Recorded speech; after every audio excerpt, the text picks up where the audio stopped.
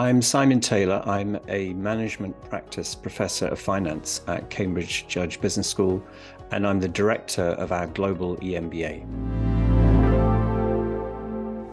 Both the EMBA and the Global EMBA give you the Cambridge MBA degree. The main difference between them is simply how they're delivered. The EMBA takes place mainly over weekends of teaching in Cambridge, 16 in total over a 20-month period.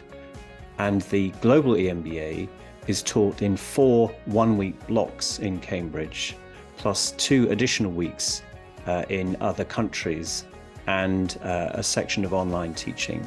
So it's simply how you access the EMBA teaching and learning. It's really a matter of what works for the person. If you're able to travel easily to Cambridge, then the EMBA may be more convenient. But if not, the Global EMBA involves less travel and is potentially a little bit easier to work around a schedule if you live or work a long way from the UK. Both the EMBA and the Global EMBA are designed to help people who are already achieving career success in whatever field they work in, and to allow them to really advance their career, to become more effective, to take on more senior roles in their organizations, and to learn about best practice in the world of work, the world of management. And to do that in an environment where you're learning not just from the professors, but from your colleagues, from your classmates. And in doing so, you build a wonderful peer group, a network of people from many different countries with a tremendous range of experience, which is something that will continue long after the end of the program. The location that we hope to teach in outside Cambridge is Shenzhen in southern China. And that's mainly because Shenzhen is a really interesting place to be exposed to, because it's the center of the global hardware innovation industry, I think is the best way of putting it. So we want to take students there because we think there's a huge amount to be learned by being exposed to the companies that make Shenzhen so dynamic and so innovative. Additionally, we may go to another country. We always choose on the EMBA to take students on what we call the International Business Study Trip. The location of that can vary from year to year, depending on what seems interesting and depending to some extent on what the students themselves want.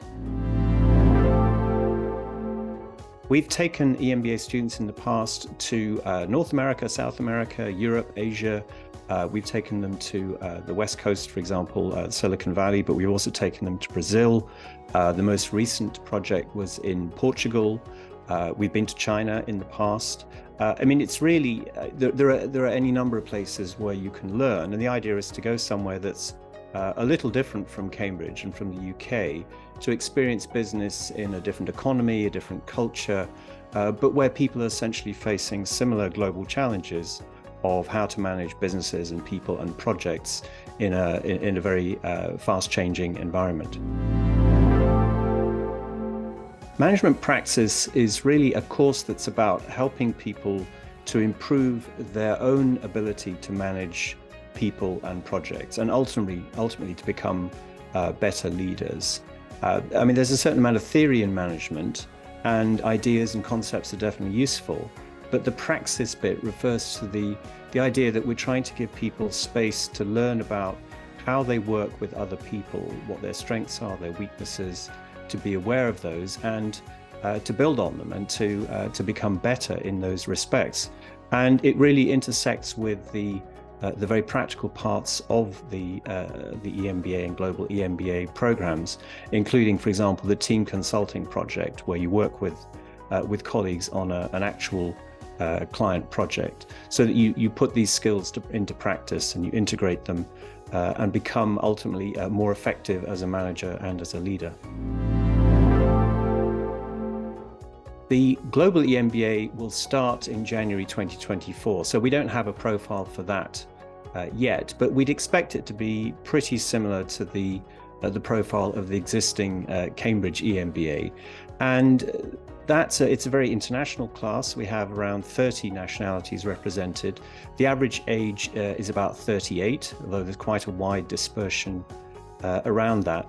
And we aim for and we hope to achieve on the Global EMBA a similar profile. It's the range and breadth of the class that really makes it a very interesting peer group. I think the best way to persuade a company to support you is to argue that there are real benefits of doing this course that will show up even before the end of it. One of the advantages of doing a part-time EMBA or Global EMBA is that you can learn things in class and take them back into your organization right away. And we hear all the time examples of that from our students. So there's a clear business case in the sense that the company will get a better and more effective employee, someone that can actually contribute right away to make the organization more effective. It's worth noting that there are two types of support that companies can give. Financial support is obviously very welcome, but it's also about getting support through time, through flexibility. A lot of companies provide some form of professional or personal development, and this can be seen in that light. So even if companies can't provide hard cash, they can often be very sympathetic in terms of helping the person with the study time and flexibility around their job.